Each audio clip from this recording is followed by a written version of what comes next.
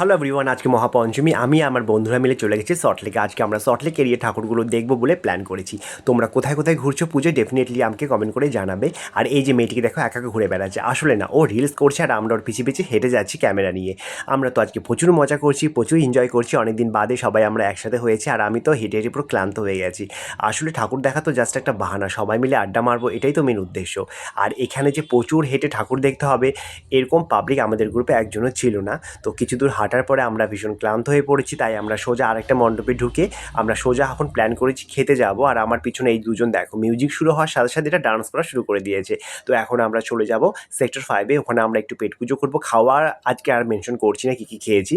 তো যাই হোক, তারপরে আমরা প্ল্যান করি আমরা একটু পাবে যাব, একটু ডান্স ফান্স করবো। তো এখন আমরা প্রচুর লাফালাফি ঝাপাঝাপি করে হাত পা ব্যথা করে পেট পুজো করে সোজা চলে যাই বাড়িতে। আজকে খুবই ক্লান্ত, তো আজকের জন্য এতটুকুই। দেখা হচ্ছে আরেকটা পরের ভিডিওতে। হ্যাপি দুর্গাপুজো।